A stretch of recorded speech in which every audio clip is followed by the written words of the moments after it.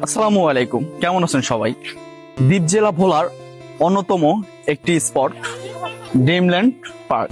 আর এই ড্রিমল্যান্ড পার্কের লোকেশন হচ্ছে ভোলা সার্কিট হাউসের অপোজিট পাশে। আপনি জানলে অবাক হবেন, শিশুদের জন্য ড্রিমল্যান্ড পার্কই হচ্ছিল ভোলার ভিতরে নাম্বার 1 পার্ক। কেননা এখানে রয়েছে টোটাল 11টি শিশুদের জন্য বিনোদন স্পট। নাগরদোলা, নৌকা থেকে শুরু করে ট্রেন, সবকিছুই রয়েছে এই ড্রিমল্যান্ড পার্কে। কি চারদিকটা খুব ওয়াও না? ভালো লাগতেছে না? এরকম ওয়াও একটা পরিবেশে যদি আপনারা আসতে চান তাহলে চলে আসতে হবে ড্রিমল্যান্ড পার্কে। শুক্রবারের দিকে যদি আপনারা আসেন, ছুটির দিনে, বন্ধের দিনে হচ্ছিল ড্রিমল্যান্ড পার্কে হচ্ছিল অনেক মানুষের ভিড় হয়। আপনার পরিবারকে নিয়ে একটা নিরিবিলি পরিবেশ যদি খুঁজে থাকেন তাহলে ড্রিমল্যান্ড পার্ক হতে পারে অন্যতম একটি পর্যটন স্থান। চোখ বুলিয়ে এক নজরে পুরো ড্রিমল্যান্ড পার্কটা দেখতে পারবেন। তারপরে হচ্ছে এখানে যতগুলা বিনোদনের কেন্দ্র আছে সবকিছু আপনারা এই উপর থেকে উপভোগ করতে পারবেন। ছবি তুলতে কে না পছন্দ করে? তো আপনারা যদি ছবি তুলতে চান তাহলে চলে আসতে পারেন ড্রিমল্যান্ড পার্কে। আর এটার ভিতরে যদি আপনারা প্রবেশ করতে চান তাহলে অবশ্যই 20 টাকা এন্ট্রি ফি দিয়ে তারপরে ভিতরে প্রবেশ করতে হবে।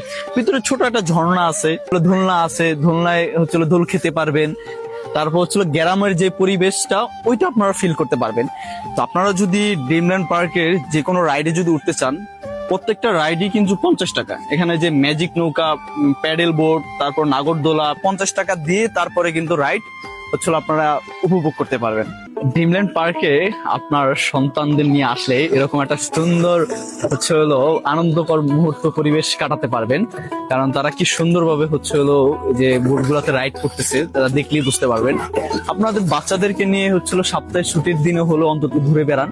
যদি ভোলার ভিতরে থাকেন তাহলে চলে আসতে পারেন ড্রিমল্যান্ড পার্কে। আমি এবং আমার সাথে আমার বন্ধু ইয়ামিন আছে, আমি আমার দুইজনকে নিয়ে ঘুরতেছি, খুব ভালো লাগতেছে। আমরা আসলে ধরুন দিন আমরা আসলে তরমুজের উপরে বসে আছি।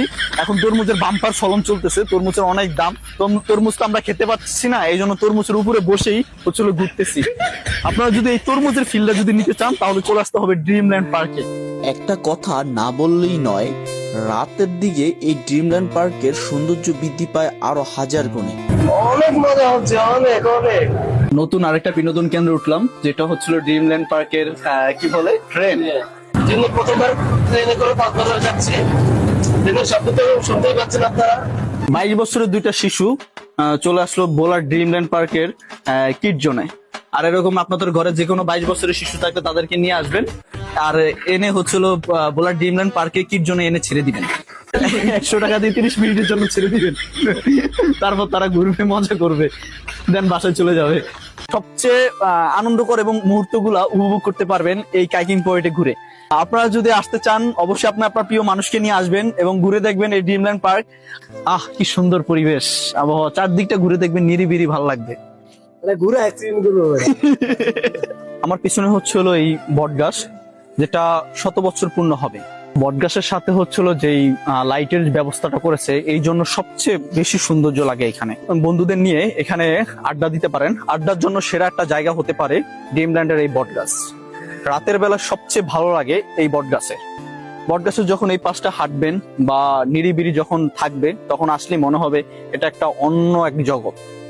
তো চলে আসতে পারেন আপনাদের সাথে ফ্রেন্ডদের নিয়ে আড্ডা দেওয়ার জন্য সবচেয়ে ভালো একটা জায়গা এই ড্রিমল্যান্ডের বটগাছ।